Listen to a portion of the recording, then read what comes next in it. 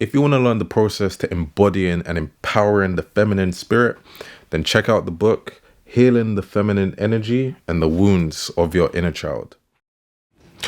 All right, so in this video, we're going to talk about what is divine masculine and what is divine feminine. And this is a very important topic because we always have this attachment or thing in us that wants to access some form of higher level of consciousness, right?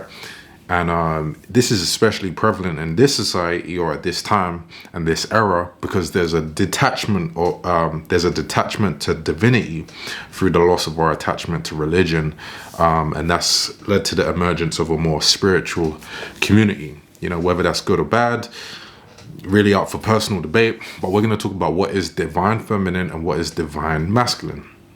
Now, I want you to consider this, right? Divinity, universe, God, whatever you personally call it, has designed us as beings. We are the creation of divinity, and we are like souls and spirits that are inside of this biological machine, which is a body, a human body or an animal body. And the animal body is extremely primal, of course. It's a primal machine which over thousands of years has developed certain buttons and certain instincts. It literally is like a machine, because just like how you can program a machine is programmed in certain ways to perform this action after being in a certain situation. That is exactly what our bodies are like. So the body is a biological machine, and it is programmed for certain behaviors with the goal of survival. So your body is made of DNA and genes. Those genes are looking to just survive. That is the sole goal of these genes. So they are programmed with that goal in mind. Now, according to if you're a female or if you're a male, the strategy which the genes execute are different. And this is why you get instinctive desires to do things. This is why, for example, as a man, you're likely to feel attraction when a girl acts soft and gentle and feminine. But if he's a guy and he acts soft, gentle, passive, that actually would be a turnoff, because the body is looking to exercise a certain strategy and you actually have no control over it, right? So that is just the basic primal nature of the masculine and the feminine. And these, the biology of the masculine and feminine is really just another physical manifestation of the spiritual concepts of the masculine and feminine. So when you look at the traits and qualities that make the masculine energy and feminine energy, you see that humans are just it's like you're the humane representation of the masculine and feminine energy. Now, the body is just the primal side of masculine and feminine. That's not divine, right?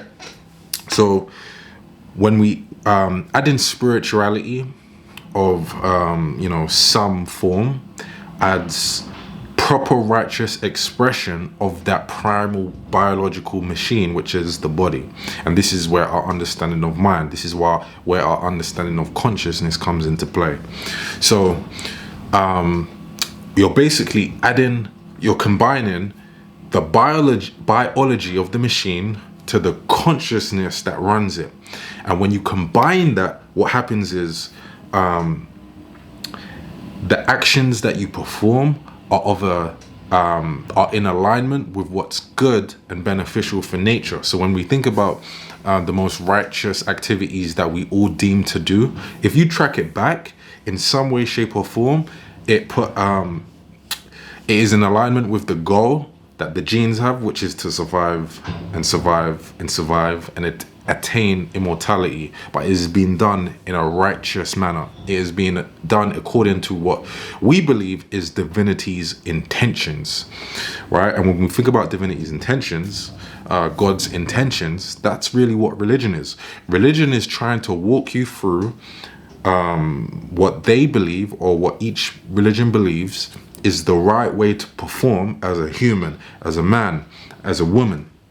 And that is what these religious texts are. It is the guide of you being in alignment with divinity's intentions. God intends you to behave like this, and this is the goal. And if you follow that goal Each religion believes that is the highest level of consciousness, that they believe that is you performing in a manner which is most beneficial to you as an individual, to the community and the society at large. That is you acting in accordance with how God designed your biological machine, right? Because the biological machine still needs guidance. It will just act in certain ways.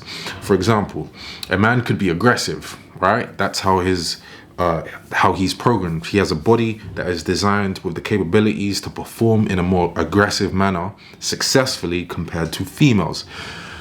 But that as a male, you don't just want to perform based on aggression mindlessly. It is to use that aggression for the purposes of what is righteous and what is good for community overall. And that's an example of intention added, conscious intention being added to the primal machine, right? So at the heart of it, religion is just a guide and interpretation of what each religion believes is the best practice of divinity's design. Now, in the savage jungle, we are, like I said, without that intention being added, we are just broken forms of masculinity and femininity. We are failed forms of masculinity and femininity.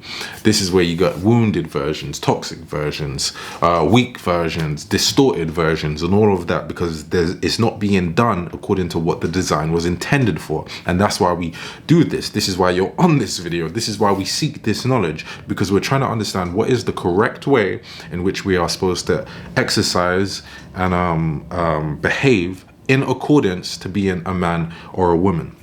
And the combination of this is generation. When you combine masculine and feminine together, it leads to generation. But that is a topic for another video, right? But now we'll stick and say this. The divine feminine and masculine energy community has risen as a result of our need to still want to be in line with divinity's intentions. We still have this thing us. Even though religion has been broken down, we still are trying to find our own religion through spirituality. Spirituality is simply us trying to practice religion, but without the branding of Christianity or Islam. But and I consider myself a spiritual person, but I do recognize that the problem is that there is actually no guide. Do you get what I'm saying? In Christianity, there's a guide. In Islam, there's a guide. In a spiritual community, there is no guide. So you actually still see a lot of toxicity in these communities, right? But it does point to the fact that we are still trying to add higher consciousness to what this machine is. So when we combine our primal design, which is from divinity, we add it to the consciousness that we believe divinity intended for us. And when we do that, there's a feeling of fulfillment.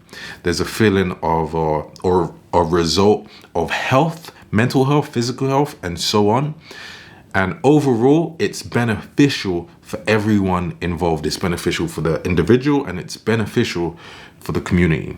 So that is that basically, in a nutshell, is what is divine masculine and what is divine feminine. And this is good for you to understand, because that intention helps you to walk the right path when you're embarking on any spiritual journey.